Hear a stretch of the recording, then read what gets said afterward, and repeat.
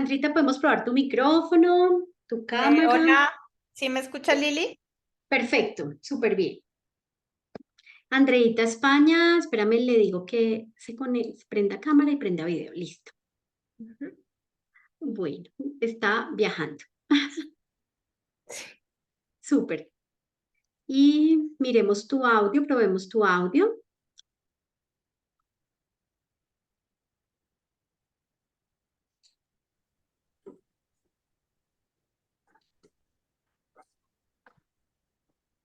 Hola Lili, ya casi llego. Listo, amiga. Igual vamos muy bien. Estamos empezando a probar todo y vamos a grabar. Bueno, Listo. Perfecto. Ya estamos en Multipin las tres. Excelente. Ya estamos grabando también la reunión, Sandrita, cuando tú digas.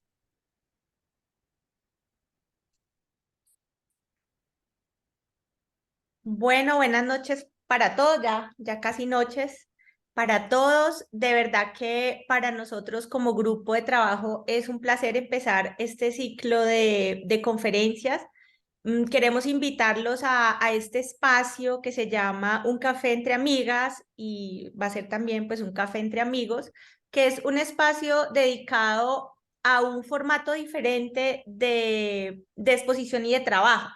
Estamos siempre muy acostumbrados a la presentación magistral y a veces siento, yo creo que es un sentir compartido con Liliana, con Andrea, que se queda uno muy corto con muy muchas cosas, que quisiera uno preguntar más o quisiera uno ahondar un poquito más sobre algún tema y no se puede realizar. Entonces decidimos empezar este nuevo espacio, vamos a intentar hacerlo una vez al mes y empezamos este ciclo de revisiones sobre telemedicina, teniendo en cuenta primero que es un área de trabajo muy innovadora, es un área de trabajo de la cual se está hablando mucho, pero tal vez no hay tanto conocimiento y en nuestro medio en Colombia hay muchísimo temor para poder ir rompiendo ese tipo de paradigmas y poder ir acercándonos al concepto de telesalud, al concepto de telemedicina y a entender que esto es una herramienta, es una estrategia que nos puede ayudar a resolver y a tomar decisiones en momentos muy específicos, con unos muy buenos resultados y también con un acompañamiento más cercano de lo que se hace con los pacientes. Entonces, en nuestro primer encuentro, porque queremos que sean muchos encuentros y que cada vez nos acompañen más personas y podamos tener más conversatorios que de pronto charlas magistrales, vamos a empezar con que lo definimos como un abordaje inicial a lo que es la telemedicina y la orientación con el área de cuidado intensivo obstétrico, teniendo en cuenta que nuestra experticia es en cuidado intensivo obstétrico y basados en una de las experiencias que hemos venido trabajando de la mano de la doctora Liliana Correa y de la doctora Andrea España en el Hospital Federico Lleras Acosta, en donde hemos venido aprendiendo con todo el equipo a manejar este tipo de nueva herramienta y de nueva tecnología. Y a futuro es ir mejorando todas estas estrategias con telemonitoreo, con otro tipo de estrategias que se pueden utilizar para mejorar la atención de las pacientes y también a futuro poder trabajar en investigación y poder hacer trabajos un poco más orientados hacia encontrar los verdaderos respuestas a nuestras preguntas. Llevamos ya 2 años trabajando en este ejercicio de telemedicina y de teleasistencia con unos resultados muy acertados y muy adecuados. Ya tenemos pues este tipo de experiencia. Trabajamos con la doctora Liliana Correa, que es ginecóloga especialista en terapia intensiva de la Universidad Sanitas, con la doctora Andrea España, que es ginecóloga de la Universidad de Caldas y es especialista en terapia intensiva de la Universidad Tecnológica de Pereira, y yo que soy ginecóloga también de la Universidad Surcolombiana y especialista en terapia intensiva de la FUCS. Eh, Hoy habíamos invitado a la doctora Omidres Pérez, que es la presidenta de la Organización Internacional de Telemedicina y Telesalud, pero se le presentó un inconveniente. Estamos esperando que lo pueda resolver para que se una más tarde al conversatorio. Y bueno, este espacio creo que es para todos, creo que es un espacio de crecimiento, aprendizaje. Vamos a empezar con una breve introducción que nos va a dar la doctora Liliana Correa sobre los aspectos más importantes de la telesalud en el área de cuidado intensivo obstétrico y cómo podemos ir rompiendo paradigmas. Posterior a eso, vamos a hacer una serie de preguntas, también preguntas del público, y vamos a hablar un poquito sobre cómo vemos esta estrategia. Vamos a hablar un poquito sobre la parte ética, cuáles son las implicaciones legales y otras cosas también que creo que son muy importantes y muy interesantes. Entonces les dejo acá el escenario a la doctora Liliana Correa. Perfecto. Bueno, muchísimas gracias de verdad por conectarse a esta hora. A veces es un poco retadora para todos nosotros por el cambio de turno. Sin embargo, esta sesión va a quedar grabada y la vamos a poner en todas nuestras redes, básicamente porque sabemos que hay muchas personas que no se pudieron conectar y que es una actividad que es muy, muy interesante para todos. Entonces vamos a iniciar hablando de cómo la telemedicina en obstetricia crítica se vuelve una estrategia que no tiene fronteras, que borra distancias, borra paredes y que tenemos que enfocarla en reducir complicaciones y mortalidad y en particular en reducción de mortalidad materna. Entonces yo les quiero mostrar, este es el Camp Nou de Barcelona. En este estadio caben 100.000 asistentes bien sentados. Y si ustedes ven cómo se ve un estadio lleno, es que 100.000 personas son muchísimas personas. Y si nosotros miramos que cada año se están muriendo más o menos 300.000 mujeres en embarazo, parto, puerperio o posaborto o posevento obstétrico por una condición relacionada con la maternidad, pues realmente si yo me imagino que esta pantalla son 300.000 mujeres entre 12 y 50 años que mueren por una enfermedad que tiene que ver con su gestación, embarazo, parto, puerperio, pues realmente es macroscópico la cantidad de mujeres que fallecen anualmente. Y resulta que nosotros tenemos que tener claro que en el mundo, y la última, digamos así, publicación que hay de estadísticas mundiales es 2015, es que mínimo hay 830 muertes al día en obstetricia, incluyendo aquellas pues que no reportan, pueden ser más. Esto equivale a que hay una muerte cada 2 minutos y más o menos 315.000 muertes al año, que son estos 3 estadios llenos de mujeres en plena vida y que además dejan un hueco muy grande en sus familias. Y el año pasado se liberó el consenso estratégico interagencial para la reducción de la morbimortalidad materna y que son las orientaciones estratégicas en particular para Centroamérica y Caribe en el año 2020 a 2030. Y realmente es que América Latina y Caribe sigue teniendo una tasa de mortalidad materna muy alta, 67.2 por 100.000 recién nacidos vivos, y que definitivamente las causas siguen siendo las mismas y que son ampliamente prevenibles, como es la hemorragia, la hipertensión inducida por el embarazo, las complicaciones relacionadas con aborto en condiciones de riesgo, la sepsis, el tromboembolismo pulmonar y otras causas directas e indirectas. Y de acuerdo a la región, por ejemplo, en zonas muy rurales, el parto obstruido se vuelve una gran emergencia. Entonces, miren que de todas maneras sigue siendo una tasa muy importante, pero resulta que es que esta tasa suma todas las regiones y en las capitales de los países y en las ciudades grandes de los países hay una tasa mucho más baja y las zonas rurales tienen muchísimas áreas de mayor mortalidad y esto es simplemente un promedio. Y claramente ya sabemos que la mortalidad materna desde el punto de vista político y de salud sería evitable y reducible cuando hacemos esfuerzos para abordar inequidades en el acceso a los servicios, la implementación de cuidados maternos de calidad, el acceso universal a los métodos anticonceptivos y la gran reducción de las inequidades socioeconómicas, educativas y de salud. Pero que hay dos cosas en las que la telemedicina puede realmente impactar y que son básicamente en los esfuerzos para abordar inequidades en el acceso a los servicios, porque realmente en nuestro país somos 25 ginecólogos intensivistas y muchos trabajamos también en UCI general y no podemos estar disponibles para todas las regiones que realmente necesitan el cuidado. Y el segundo punto es la implementación de cuidados maternos de calidad, porque realmente sí hay muchas cosas que se pueden hacer a distancia y desde la telemedicina. Entonces miren que en adultos hay muchísimas publicaciones sobre el impacto de la telemedicina en la calidad de atención, cómo mejora la fase prehospitalaria hasta que el paciente llega a la UCI virtual, la telemedicina en la pandemia pues fue maravillosa y todos lo hicimos. Y la realidad es que si uno mira, el 80% de los médicos en el mundo trabajan en áreas urbanas y el 70% de la población está en zonas remotas. Y esto lo tenemos que mirar con lupa porque realmente a veces nos acostumbramos a decir, no, es que aquí no hay, es que aquí no hay UCI, es que la UCI obstétrica no factura, es que la metemos en UCI general, pero no tenemos el concepto de pronto de un ginecólogo intensivista. Y miren que lo que se ha visto es que cuando se lleva la teleuci a las áreas remotas, mejora el acceso a un cuidado que salva vidas. Aunque esta publicación es de adultos, realmente lo que se ha visto es que se reduce, por ejemplo, el paro cardíaco en un 32%.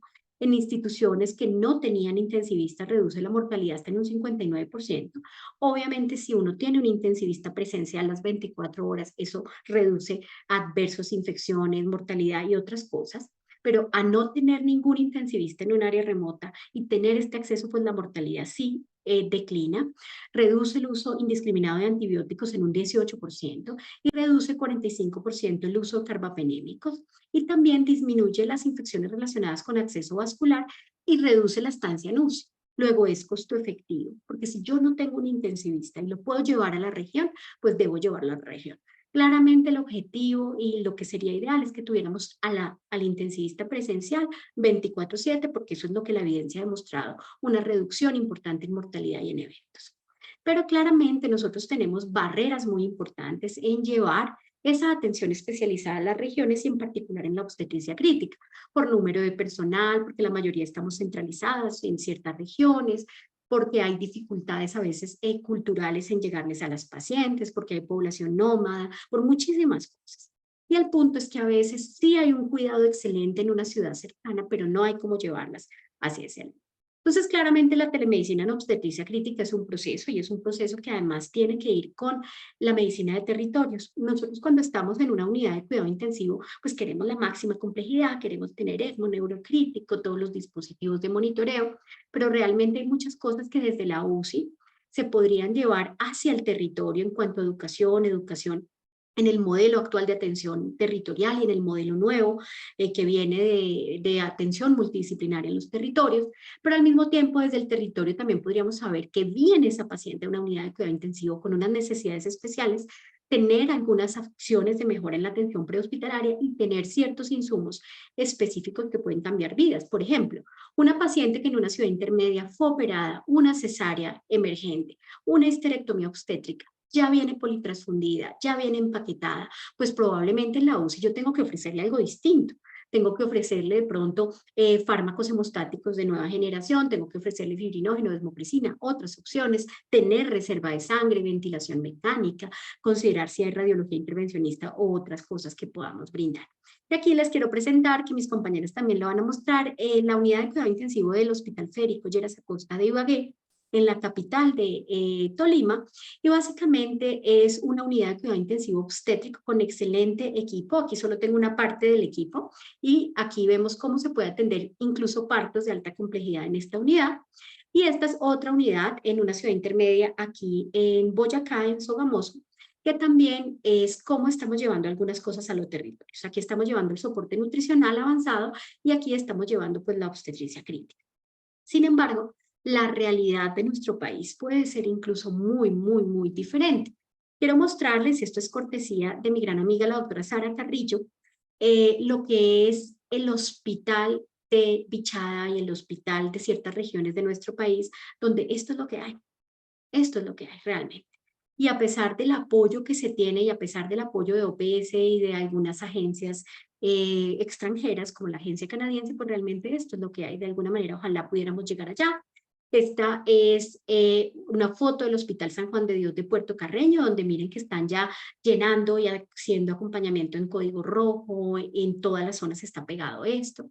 Pero claramente la obstetricia crítica tiene que ir también anclada a una educación de los equipos, a formar esos equipos que van a estar en el lugar de acuerdo a la complejidad y la capacidad resolutiva. Es decir, que la educación que le demos a este grupo que tiene cuidado intensivo, ventiladores, medicamentos de alta complejidad, unas médicas excelentes, médicas generales, personal de enfermería y de terapia de altísima calidad, probablemente, y una unidad neonatal también de alta complejidad, probablemente sea diferente a la que brindemos aquí o a la que brindemos aquí. Entonces, eso es muy importante.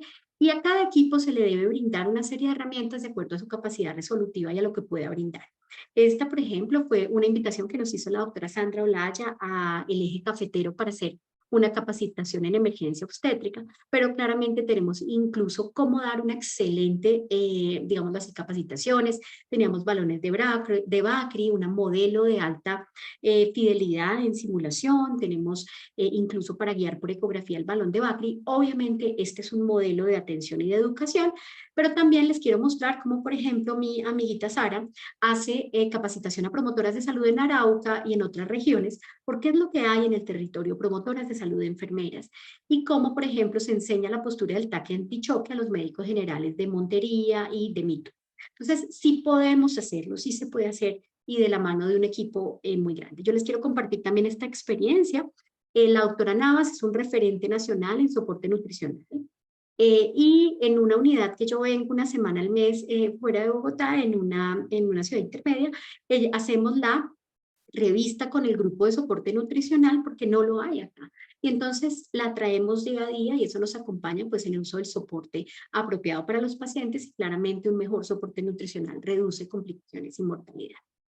Claramente hay una serie de mitos y creencias que impactan en la mortalidad materna, mitos de la propia paciente en el reconocimiento de su condición, de su familia, que creen que edematizarse es normal, que estar disnéico es normal, la sociedad a veces no protege bien a nuestras gestantes, o en puerperio, el sistema de salud que tiene barreras en toda Latinoamérica y hay barreras en las unidades de cuidado intensivo de adultos que manejan paciente obstétrico.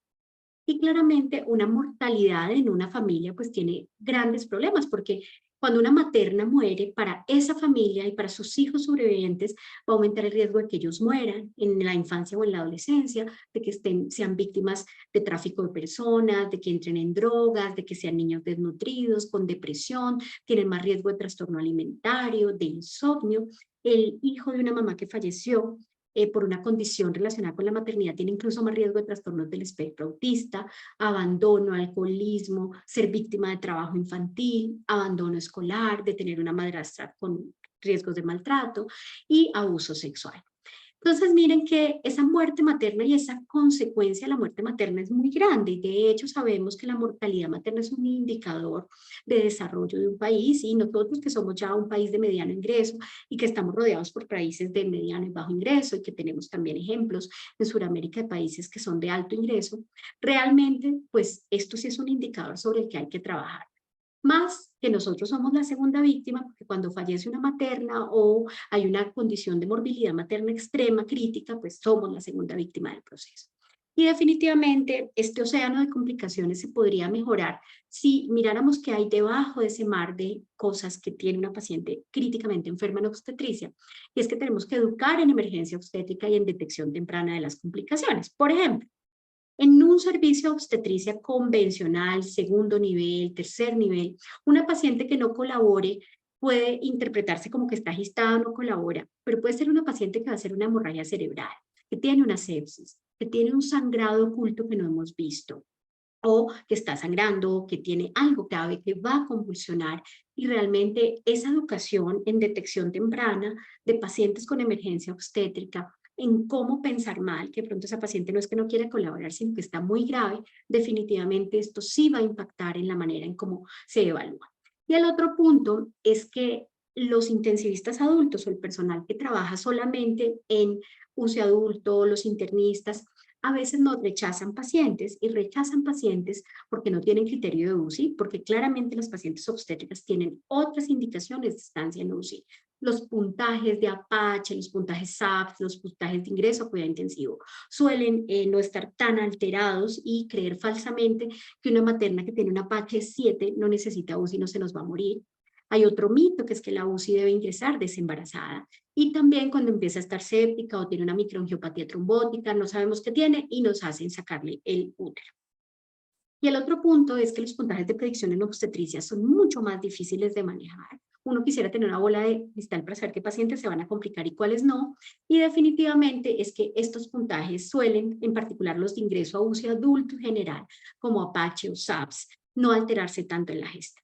Y además, que los cambios fisiológicos del embarazo hacen que se enmascara el shock séptico y el shock hemorrágico, que a veces creemos que los valores de tensión arterial del embarazo son los mismos que del adulto, a veces se retrasa el diagnóstico y el tratamiento porque no pensamos mal y se empeora el desenlace y que los umbrales pueden no ser ideales para embarazo. Hay unos mensajes para pensar y es que definitivamente la mortalidad materna es un intolerante, las cifras en Latinoamérica siguen siendo muy altas, tenemos que empezar a integrar esa interculturalidad en el cuidado y definitivamente la gran oportunidad que nos brinda la telemedicina y es que la medicina crítica obstétrica debe migrar a los territorios y debemos migrar de acuerdo a la necesidad y a la complejidad. Porque cuando hablamos en este nuevo modelo de equidad de la atención, es que toda mujer merece un acceso a atención especializada, incluso cuando se encuentra en un territorio que es difícil el acceso. Y tenemos que apoyarnos de las tecnologías y de las TICs desde el ámbito prehospitalario. Deberíamos incluso poder hacer más cosas. Y claramente que nosotros vivimos en regiones y en países muy inequitativos, porque uno puede vivir en los cerros o puede vivir en los cerros. Y obviamente, probablemente el acceso que yo tengo a médicos especialistas, a medicina prepagada, a cuidados, a pólizas o a seguros, va a ser muy diferente si vivo acá que si vivo acá. Aparte de que hay zonas rurales cercanas a las mismas regiones. Y miren que cuando el Observatorio Mundial de la Salud encuentra que países como Colombia, en el que yo vivo, tienen menor fuerza laboral en salud, tienen menos médicos y menos enfermeras y parteras que otros países cercanos con los que nos comparamos, con algunos países como Ecuador, Perú, Argentina, Chile, pues nosotros estamos por debajo de médicos y enfermeras y de parteras, pero eso lo podemos mejorar y podemos distribuirnos mejor y al mismo tiempo gastamos en este momento todavía mucho en salud, pero el problema es que tenemos una centralización de la atención médica especializada y de la atención especializada. Y eso es lo que podemos trabajar a través de la telemedicina. Y quiero mostrarles cómo esta reflexión que hace el doctor Mahmoud Fajala, un expresidente de FIGO, es que las mujeres no se mueren por una enfermedad que no podamos tratar. Ellas se mueren porque las sociedades aún no han tomado la decisión de que sus vidas son lo suficientemente valiosas para que sean salvadas. Aquí les quiero recordar que de acuerdo a mi primera diapositiva, 10 mujeres acaban de morir mientras yo hablaba y están embarazadas o en posparto o acaban de tener un bebé, porque recuerden que la mortalidad materna sucede cada 2 minutos. Tenemos que romper las fronteras y eso lo podemos hacer a través de la telemedicina en obstetricia crítica y lo vamos a hacer con estas actividades y estas capacitaciones. Les quiero agradecer el tiempo en estos minutos y quiero darle paso a mis compañeras porque vamos a tener más mujeres sobrevivientes a la enfermedad crítica en obstetricia. Voy a dejar de compartir para que ustedes puedan compartir su pantalla. Perfecto. Bueno, muy bien. Listo, Sandrita. Tienes el micrófono cerrado. Déjame te desbloqueo. Listo, perfecto. Ya. Bueno, muchas gracias por esa apertura tan interesante. Vamos ahora, les voy a compartir, si Lili, si me puedes habilitar para compartir. Les voy a compartir unas diapositivas muy pequeñas para ya empezar a la parte de preguntas. Que no sé por qué no me está dejando. Listo, ya puedes compartir pantalla. Listo, ya. Listo. Entonces, les quiero contar, vamos a ver, ¿sí ven bien? Sí. Bueno, les quiero contar parte de la experiencia que nos hablaba Lili, que hemos venido realmente aprendiendo entre todos. Ha sido una experiencia muy linda. Cada vez más nos estamos migrando en el Hospital Federico al modelo híbrido que es virtual y presencial. Pero todo esto lo que hemos hecho solo de manera virtual. Al inicio de la unidad empezamos con 8 camas. Es una unidad que tiene una alta complejidad. Hemos atendido más de 800 pacientes, 834 pacientes, y se brinda un manejo clínico directo como consultores en cuidados críticos obstétricos. Esto es parte de lo que hacemos, parte del registro fotográfico que hacemos y la evaluación que se tuvo en el periodo de COVID, teniendo en cuenta que este sistema descentralizado tiene un rendimiento mucho más alto. Es algo que vamos a discutir más adelante sobre el tema de facturación y otro tema que es el aprovechar el talento humano en salud. Hay diferentes tipos de intervenciones en la tele-UCI. Hay una gestión directa, que es la toma de decisiones, la evolución clínica y revisar el plan de atención que se hace con todo el equipo. Hay otras actividades que son de tipo consultativo, que es la presentación de casos individuales, discusión de pacientes, recomendaciones específicas, evaluación de pruebas de bienestar fetal y la revisión de la mejor evidencia posible, al igual que el desarrollo de proyectos de investigación y reportes de caso. Les queremos contar que dentro de la experiencia de COVID se atendieron 26 pacientes ventiladas embarazadas, 45% hizo un SRA severo y ninguna paciente falleció. Realmente esa unidad era una unidad de COVID en embarazo porque todas estaban muy complejas. Y esto es parte de lo que hemos trabajado. Si ustedes ven, en el Tolima en el 2019 tenían una razón de mortalidad materna de 53 por 100.000. Para el 2021, para el 2020, vemos que la tasa de mortalidad bajó a 19 por 100.000. Esto es a semana 53. Ven ustedes que a pesar de que la mortalidad en todo el país aumentó de una manera dramática, nosotros en el Tolima pudimos soportar esa complejidad en la atención materna. Y esto ya es para semana epidemiológica 21 del 2021. Estábamos en 31 por 100.000. Ahora creo que subió un poquito más, pero pacientes que fallecieron fuera de la unidad de cuidado intensivo. Vemos entonces cómo esta es solo una de los muchos beneficios que nos ha brindado el empezar a trabajar en equipo y el tener este tipo de estrategias importantes. Bueno, dos cosas. Quisiera pedirles que por favor, si pueden firmar la asistencia en el link que está.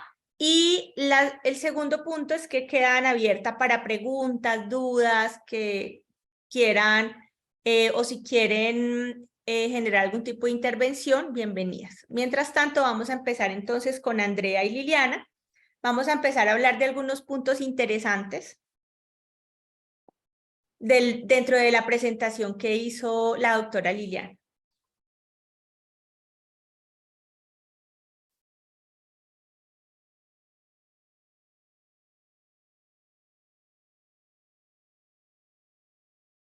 Lili.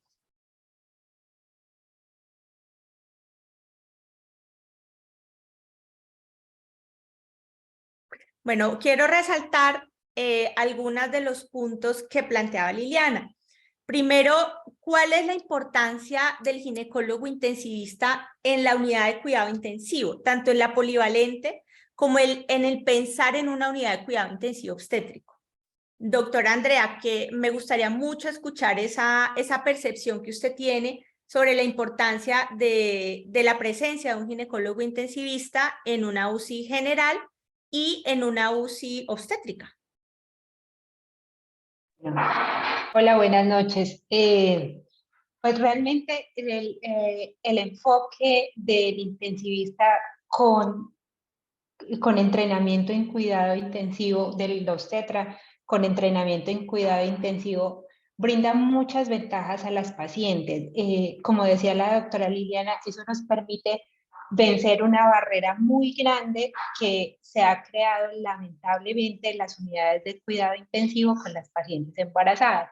Entonces, primero, la primera barrera que vencemos es que las pacientes pueden ser ingresadas a las unidades de cuidado intensivo así la paciente no cumpla los criterios que cumplen normalmente los pacientes adultos para ingresar a una unidad de cuidado intensivo. Entonces, las pacientes embarazadas, dependiendo de su fisiología y de los cambios fisiológicos que se producen durante el embarazo, tienen otros criterios de ingreso. Eso nos ha permitido o permite que las pacientes sean más fácilmente acertadas a una unidad de cuidado intensivo. Y la otra gran barrera que se vence es que no necesita o no se necesita que la paciente sea desembarazada, que era el otro espectro que nos mostraba la doctora Liliana. Muchas veces en las unidades de cuidado intensivo polivalentes, el criterio de ingreso, uno de los criterios de ingreso es que la paciente debe entrar desembarazada, porque muchas veces es por el miedo del personal que no sabe entonces cómo enfrentarse a esa paciente y a ese segundo paciente que es el bebé. No tienen conocimiento en monitoría fetal y eso da cierto temor.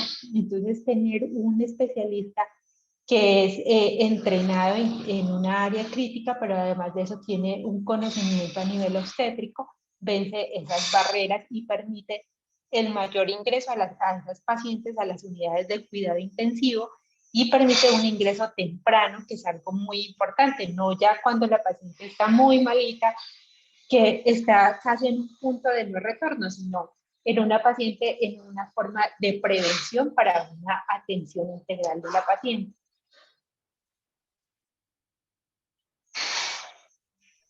Creo que eso es un punto muy importante, el entender esa diferencia y el entender cuál es ese verdadero valor que le puede aportar. Igual hay otro grupo de profesionales que son los especialistas en terapia intensiva que tienen un acercamiento con la paciente obstétrica, que es otra mirada también. Yo les quisiera preguntar qué percepción tienen ustedes de eso o cómo se podría complementar el cuidado.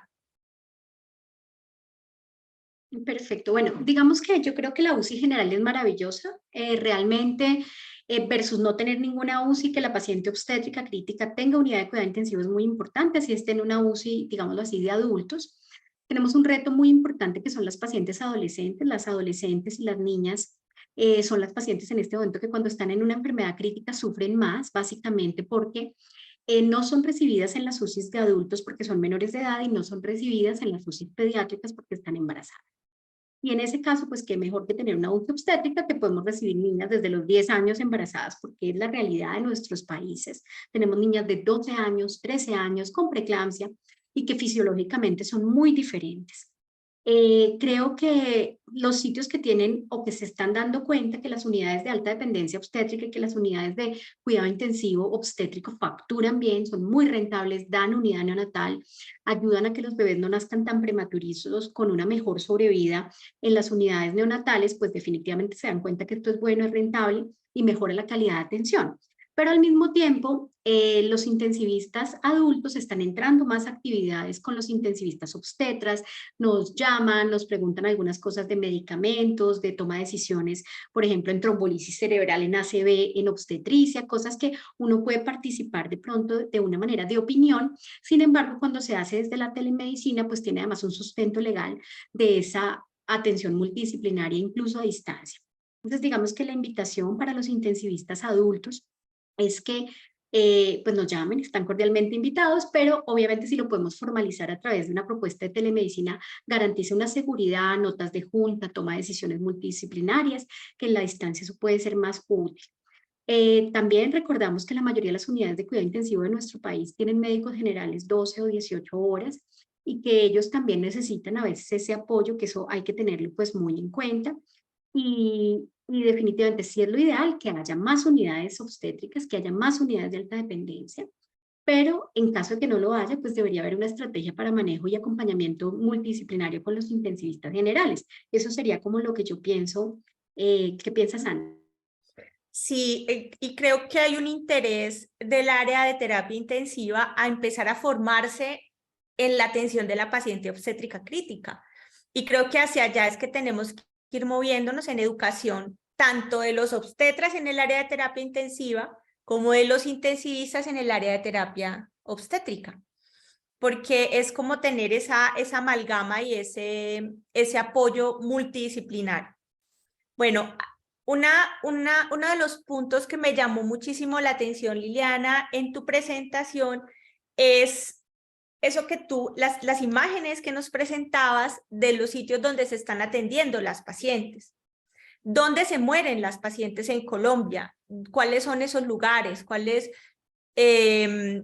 son esos puntos en donde realmente valdría la pena implementar este tipo de programas para tratar de impactar en esta mortalidad materna? Bueno, entonces digamos que como vimos en la presentación, el acceso a cuidado intensivo obstétrico o a las unidades obstétricas debería ser para todas las pacientes en todos los lugares, incluso en las zonas donde hay promotores de salud y no hay médicos y no hay enfermeras. Hay muchas cosas que se pueden hacer en educación, en toma de decisiones, en administración, por ejemplo, de medicamentos en un código rojo, en un escenario rural.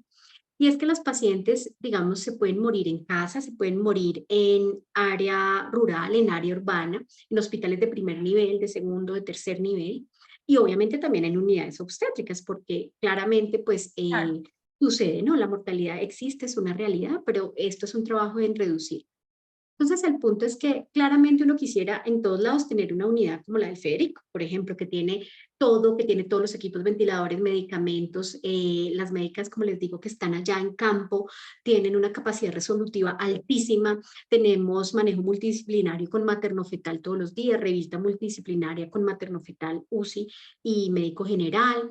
Y realmente, pues sí digamos que sí se tiene esa posibilidad, pero también podemos hacer otras cosas en los territorios que se pueden hacer. Otros grupos lo están haciendo, el Hospital Padrino de Valle Lili, liderado por la doctora Escobar, lo está haciendo muy bien. Y hay muchas cosas que uno a veces hace de favor, como responder una llamada a las 12 de la noche y decirle, bueno, póngale esto, esto y esto, remítela, empaquétela, ta, ta, ta. Pero realmente eso no tiene un sustento o una protección legal para el que está llamando, porque él no puede escribir, llamé a una amiga y me dijo ciertas cosas. Es mejor hacerlo dentro de un proyecto de Claro. telemedicina que tiene una protección, además, digámoslo así, legal. Y claramente desde la UCI también tenemos que salir a hacer capacitaciones con comunidad y tenemos que empezar a hacer más capacitaciones con los médicos generales que están ahí, con los especialistas, porque a veces también hay barreras con el mismo especialista, ¿no? También a veces pacientes que tienen indicación de UCI obstétrica o de unidad de alta dependencia no la entran a la unidad porque no la ven tan malita, puede ser por detección o simplemente porque creen que la unidad está llena y de pronto no miraron si se puede hacer algún cambio, o por a veces personas que dicen, no, la manejo yo aquí donde estoy, que esa es una de las barreras de pronto más importante, que es creer que esta unidad no brinda un mayor beneficio que el que uno le podría brindar en una sala de partos o en una observación a un paciente, por ejemplo, con preeclampsia. Y es que claramente esas unidades podrán tener 20 preeclampsias y de las cuales 18 irles muy bien, pero dos ser casos muy complejos. Y hay casos que incluso nos toca a las tres escribirnos y decir, reunámonos 10 minuticos porque esto se me salió de las manos y es un caso muy complejo y nos toca a veces hacer notas de junta y realmente sí se ve el resultado de las estrategias de telemedicina. Bueno, hay otro punto que me llamó mucho la atención, no sé si la doctora España nos ayude con eso, y son las causas de mortalidad materna. Entonces, no sé si, cómo ves el papel de las unidades de terapia intensiva obstétrica o cuidado crítico obstétrico en impactar esas causas de mortalidad materna? Y algo, bueno, algo que creo que nos genera inquietud a muchas personas, pues a mí ya casi no, pero sé que a otras personas sí, es el uso de la línea arterial en preeclampsia. Creo que es un punto que valdría la pena ponerlo acá pues en el conversatorio, porque aparte, pues no es solo la parte de telemedicina, sino también algo de cuidado, que siempre hay como esa inquietud de que, bueno, cuáles son las que deben ingresar y cuándo es el momento para pensar en un monitoreo un poco más avanzado, no solamente desde el punto de vista de facturación, porque aquí vamos muy pegados en nuestro sistema de salud con la facturación, sino también ¿qué nos puede aportar realmente ese tipo de cuidado en las pacientes obstétricas?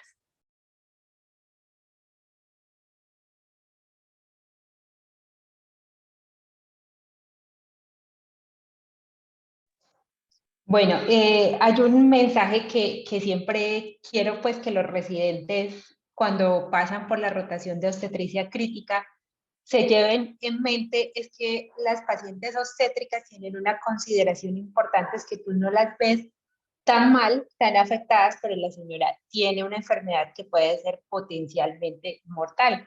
Y las principales causas de mortalidad en nuestro país y en el mundo es principalmente los trastornos hipertensivos del embarazo, de ellos la preeclampsia, la sepsis y las hemorragias postparto. Entonces, ¿cuál es la mentalidad que generalmente los médicos manejamos? Es que la paciente se ve bien, digámoslo, se ve normal. Pero cuando nosotros ya podemos hacer una monitoría, que es lo que brindan las unidades de cuidado intensivo, una monitoría más cercana, ponerle una línea arterial, tomarle gases a las pacientes, estar midiendo algo tan simple como es medir la diuresis horaria en la paciente, nos muestra cómo esa paciente cada día se va deteriorando y es por eso que las pacientes embarazadas se complican y pueden morirse. Entonces, un mensaje grande que siempre les dejo a ellos es que así la paciente la vean, que está bien, entre comillas, esas pacientes con cualquiera de esas patologías en cualquier momento se deterioran. Me parece a mí que la monitoría que podemos hacerle a una paciente con preeclampsia, con línea arterial, no hemos tenido estudios grandes de mortalidad, pero sí nos permite hacer un diagnóstico más temprano del trastorno hipertensivo, disminuir los riesgos o la probabilidad de eclampsia en esas pacientes. Y recuerden que las pacientes con preeclampsia que hacen eclampsia y además de eso tienen una trombocitopenia de base, son pacientes que tienen una alta probabilidad de fallecer durante el transcurso de su embarazo. Entonces, los métodos de monitoría como la línea arterial nos han permitido hacer eso, tomar gases arteriales, estar monitorizando la presión cada hora. Y muchas de las pacientes es muy discutido el manejo expectante en preeclampsia severa, pero esa forma de monitoría con las pacientes nos permite hacer un control de la presión arterial en la paciente, administrar los medicamentos, administrar los antihipertensivos, y yo creo que disminuir ese riesgo tanto de la madre como del feto. Hemos visto cómo muchas de estas pacientes hemos logrado una expectancia más o menos de 10 días, que eso para un bebé o para un feto es una ganancia grandísima y una disminución importante en la mortalidad. Entonces, es eso, son impactar en esas tres principales causas: la monitoría de una paciente que sufrió un choque hemorrágico, ver cómo ha sido la reanimación, si tenemos una reanimación adecuada o no, si la paciente necesita, o sea, otras intervenciones o si necesita algún medicamento especial, eso realmente impacta en la mortalidad de la paciente. Claro, y el otro punto es, por ejemplo, los gases arteriales. El seguimiento, por ejemplo, de las monitorías de los gases y el acceso a la tabla todo el tiempo de la paciente hace que uno dice, está orinando 30 cc por hora, se está colgando. La acidosis metabólica que vemos en las pacientes con preeclampsia, con choque, con descompensación diabética, cuando tienen alteraciones metabólicas. Entonces, definitivamente sí nos ayudan, porque hay pacientes que están entre que sí la desembarazamos, no la desembarazamos, Sí. y los gases nos ayudan a tomar la decisión por acidosis metabólica hiperlactatemia. Entonces, definitivamente, la telemedicina en todas sus modalidades que hay, pues sí nos ha ayudado a llevar, digamos, como este acceso a las diferentes regiones. Tengo una pregunta que me parece muy buena. Muchas gracias por la excelente presentación. Soy intensivista en Sincelejo Sucre, están en UCI polivalente y también ven a pacientes obstétricas críticas. Y quería saber cómo podrían usar la telemedicina para consultas o para algún concepto en el manejo de las pacientes obstétricas, o sea, desde el punto administrativo. Ya Sandrita te habla del punto administrativo, yo te voy a hablar un poquito de las modalidades de telemedicina. Digamos que Colombia tiene una resolución, que es la resolución 3100, que registra, digamos, todos los escenarios de calidad de atención intrahospitalaria y extrahospitalaria. Y digamos que nosotros seríamos parte de un proceso que se llama extramural, y la atención extramural tiene unas partes contactuales con una empresa o IPS que va a ser como el prestador, y ahí tiene que haber un prestador de referencia y un prestador que va a ser pues el prestador que va a generar la atención. Entonces, las consultas telefónicas, por ejemplo, no tienen una validez legal, sino están dentro de ese marco de estar dentro de la telemedicina. Las TIC sí, digamos que se implementaron desde la pandemia un acceso a algo menos restrictivo que las plataformas netamente de telemedicina, porque esas plataformas generaban unas dificultades para los sitios de acceso remoto, mientras que todo el mundo tiene WhatsApp que está cifrado de extremo a extremo, y adicional existen plataformas, computadores, Zoom bloqueados, muchas estrategias tecnológicas que permiten que uno de verdad brinde un mejor acceso, porque era muy restrictivo antes todo lo que se ofertaba desde las estructuras, desde la, pues, digamos, desde la ley. El punto es que sí se necesita algún tipo de formalización que te proteja médico-legalmente, es decir, una protección contractual. Con el grupo que va a ser la IPS prestadora referente, pues eso sí tiene que haber una protección contractual, porque las llamadas a un amigo, perfecto, ayudan muchísimo, pero no las puedes soportar en la historia clínica. Entonces eso sí es muy importante. Y Sandrita domina todo el tema administrativo. Sí, mira que cada vez más se va formalizando más este tipo de trabajo, así como el teletrabajo ha venido tomando una normatividad diferente, la teleasistencia también. Anteriormente, cuando no teníamos esta ley, ¿qué hacíamos? Pues uno llamaba, le mandaba la foto por algún medio, por el mensaje de texto, la foto del monitoreo del bebé, la foto de la placa de tórax, y tú no podías tomar esa información como parte de un registro clínico. ¿Qué hizo esa ley? Con la telemedicina, en la modalidad de teleasistencia, que es la que trabajamos nosotros, en donde la persona que está viendo la paciente es un especialista en salud, bien sea médico general, bien sea perinatólogo, ginecólogo o intensivista. O sea que nosotros no vemos pacientes solas, vemos pacientes apoyadas de un equipo médico. Al tener ese apoyo del equipo médico, es mucho más claro poder tener un concepto médico válido, que creo que es a veces el punto que se ha venido desfigurando cuando usted hace teleconsulta solamente con el paciente, que usted dice, bueno, no sé si me está diciendo la verdad, no sé si realmente pasa esto, pasa lo otro. Con el tipo de teleasistencia, que es la modalidad que utilizamos en la tele-UCI, es diferente, porque nosotros siempre tenemos un especialista médico, un equipo médico al lado sobre lo que se presenta. Dentro de esta teleasistencia es muy importante que todos entendamos que es un acto médico, no es una llamada, no es una respuesta de un chat, sino que lo que se está haciendo, valorando a esa paciente de manera conjunta por medio de teleasistencia, es un acto médico.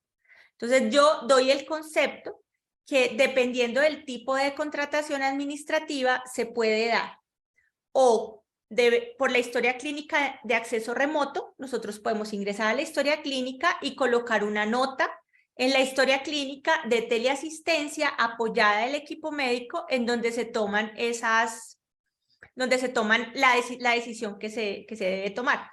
O si no se tiene ese tipo de contratación, sino solamente por valoración de paciente, usted puede dar el concepto, pero todo dentro de un marco legal médico.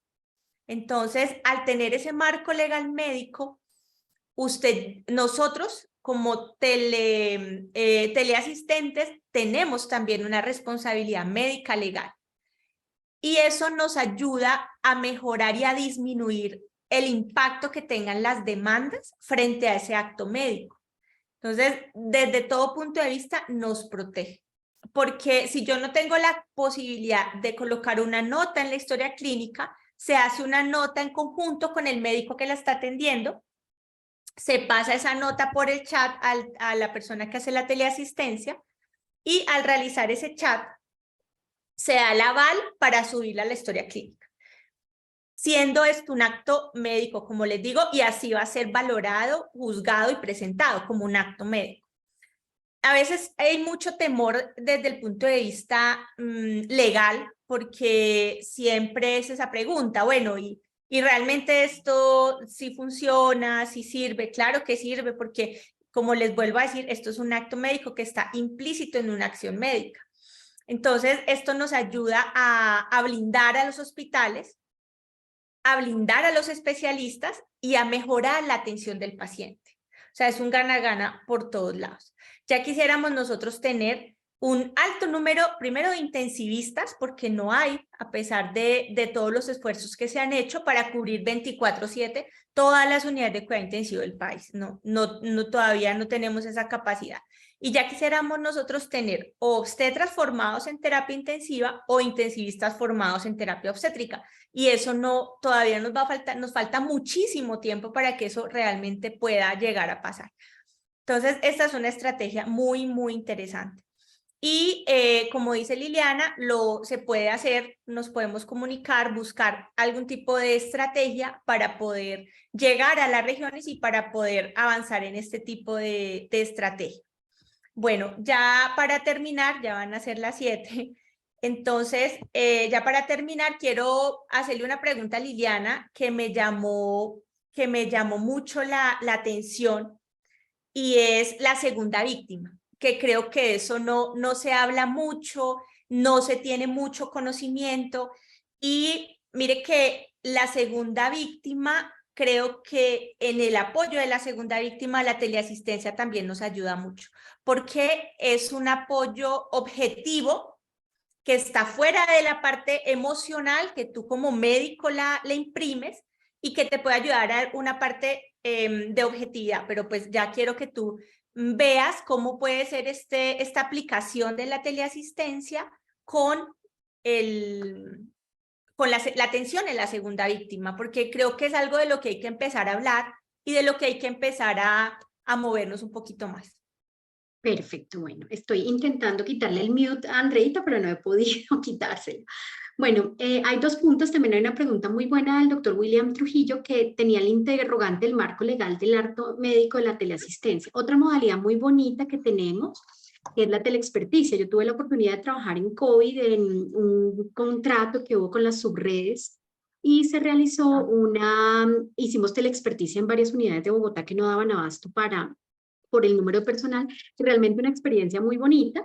Es una modalidad muy parecida a la de teleapoyo o teleasistencia, están incluidas dentro de la resolución 3100, y realmente pues sí fue una experiencia que nos permitía que la persona que estaba en campo, que es el médico apoyo de nosotros, pues uno le cree cuando él le dice no le auscultó nada, está con ventilación inapropiada, nos mostraba el ventilador. Es un médico allá realizando, digamos, esa gestión, lo cual garantiza que el examen físico es de calidad, que si él me muestra la perfusión de las extremidades funciona.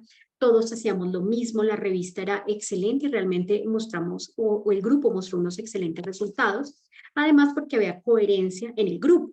El que está de turno hoy y el del día siguiente, y todos hacíamos como lo mismo. Si estábamos en una estrategia de pronosupinación, la seguíamos. Nosotras, por ejemplo, ahorita en el grupo de teleapoyo tenemos más o menos la misma estrategia antihipertensiva, la misma decisiones de expectancia. Casos muy difíciles los decidimos en conjunto, como el de hoy. Digamos que eso es muy importante, porque además se puede participar en grupo. Pero el punto de la segunda víctima es que cada vez tenemos más burnout, más depresión y más agotamiento del trabajo, y a veces más depresión con respecto al trabajo. Y adicional, los estudios muestran que cuando hay un evento adverso en una institución, una muerte materna, una muerte de un niño, accidente de víctimas múltiples, un paciente que falleció de una manera inesperada, realmente entonces vemos que la persona o el grupo afectado empieza a presentar los sentimientos negativos de culpa y que se los lleva a la casa, que no se quedan en el hospital. La segunda víctima somos el personal de salud de estos eventos, y realmente tanto el cansancio, el burnout, la sobrecarga, la falta de apoyo, el sentir que tus compañeros te juzgan, hay muchísimas cosas que pertenecen. Podemos hacer un webinar de la segunda víctima y de los aspectos éticos de eso. Es que realmente hay mucho, y cuando uno está en el escenario de la teleasistencia, pues también se puede sentar a veces y decir, bueno, yo creo que en esto hubiéramos podido hacerlo mejor, yo creo que de pronto no le creí este punto a la médica de allá, o pudimos haber hecho otra cosa mejor, o de pronto también identificamos que hay personas que no están preparadas para el cargo y que de pronto se requiere otra persona un poquito más proactivo. Entonces hay muchas cosas que se pueden hacer a través de estos debriefing y de los diffusing que se pueden hacer después de un escenario, de una tragedia en obstetricia o de alguna otra cosa. Es un tema muy bonito y realmente ahí vemos cuando hacemos, por ejemplo, una revisión de caso o cuando hacemos un análisis de un caso complejo o de las pocas mortalidades que gracias a Dios ha habido, que se alivia un poco esa sensación de segunda víctima del equipo que estuvo a cargo. Tenemos un formulario de asistencia que sería muy bueno que lo llenaran para poderlos invitar a nuevos eventos, porque además hoy era como la apertura, pero vamos a tener unos eventos muy bonitos de casos que queremos mostrarles realmente casos, no los van a creer. Pacientes con pH de 6-9 y que salen caminando, con 18 de lactato y que salen caminando en la unidad. Unos casos, realmente ellas tienen unos casos en COVID que uno no puede creerlo, tenemos unos de sangrado, unos de preeclampsia, tenemos casos de amputaciones por pies diabéticos con sepsis, disfunción multiorgánica, con bebé sano en casa. Entonces tenemos unos casos bonitos que queremos compartirles, para eso es que queremos que llenen la asistencia para poderlos invitar. Sí, Lili, creo que podemos hacer un webinar solo de segunda víctima y mira que no solamente para ver qué se ha hecho mal, sino muchas veces lo viví yo en un proceso médico-legal hace poco de una paciente que tuvimos en uno de los hospitales y la paciente realmente se le hizo todo, todo. Y el juez me pregunta y me dice, doctora, ¿qué hubiera hecho usted diferente en este caso? Y yo le digo, nada. Todo lo que se podía hacer en ese momento se hizo, porque no era solamente la visión de una persona, sino era toda una visión de un equipo multidisciplinario. Entonces, recuerden que a nosotros los obstetras no nos juzgan porque las pacientes fallezcan, sino por los procesos involucrados en la atención. Hay dos tipos de verdades siempre en este tipo de demandas, y es la verdad real y la verdad procesal. Esas dos verdades son las que tienen que unirse y salir una sola verdad. Pero muchas veces nosotros no entendemos eso y tomamos decisiones de manera individual, sobre todo en obstetricia, que cada vez más hay más complicaciones y bueno, cada vez más hay más demandas y otro tipo también de nuevas implicaciones médicas. Vuelvo nuevamente, por favor, a solicitarles que diligencien el link. Como dice Liliana, este era el primero de los múltiples estrategias que vamos a utilizar. Queremos empezar a tener unos espacios diferentes de comunicación, de aprendizaje, como este tipo de conversatorios también. Si nos pueden contar cómo les ha parecido, qué cosas podemos ir mejorando en el proceso para poder mejorar. Como este evento se llama Un Café Entre Amigas, pero pues hoy nos quedamos como sin café, no mentiras. Vamos a intentar mostrarles un poquito también de la cultura cafetera, porque pues esto se hace en el eje cafetero. Y hoy les quiero mostrar, vamos a mostrarles diferentes tipos de café, pero hoy les vamos a mostrar este, que se llama el café de mi padre, que es un café que se produce en el departamento de Risaralda, en Apía. Bueno, invitados todos, la próxima nos vemos con mucho más café, a hablarles un poquito más sobre lo que es la importancia de seguir, también hablando un poquito de nuestra cultura cafetera y de invitar a otras personas para poder ampliar nuestro debate. No sé si alguien quiere dar algún comentario ya para hacer el cierre para que lo haga la doctora Liliana. Y bueno, muchísimas gracias por participar y seguimos entonces con nuestro próximo café entre amigos y entre amigas, que va a ser pues antes de que se termine el año. Vamos a hablar también un poquito de teleasistencia y queremos hablar de casos clínicos para que podamos tener algo de de interacción con el público. Perfecto, sí. La idea es que, bueno, realmente hoy queríamos hablar un poquito, una introducción muy corta frente a la telemedicina en obstetricia crítica. Y bueno, en UCI y en otros escenarios cuentan con nosotros para lo que se necesite. Como decíamos, es la primera de unas reuniones que queremos plantear. Inscríbanse en el link para que podamos invitarlos por correo electrónico y la idea es que vamos a tratar temas y casos pues muy importantes. Vamos a hablar de sepsis, de hemorragia, de tromboembolismo, de arritmias en embarazo, de gases y la idea es empezar a crear como un grupo que pueda voluntariamente, que quiera asistir y que participe de estos escenarios. La telemedicina es parte del futuro con todas sus modalidades. Creo que podemos ser parte de esto en la atención de alta complejidad y en algún momento lo haremos también incluso en la baja complejidad. Entonces, pues muchas gracias por haber participado. Andreita, también si te quieres Muchas gracias. despedir.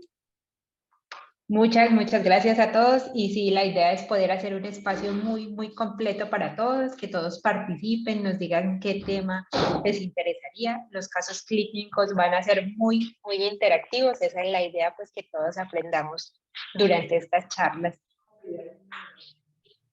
Perfecto. Bueno, entonces que estén muy bien. Vamos a cerrar la sesión queda grabada y la vamos a compartir en nuestras redes, en nuestros canales y todo. Cuídense mucho y que pasen buena noche. Hasta luego. Chao. Chao.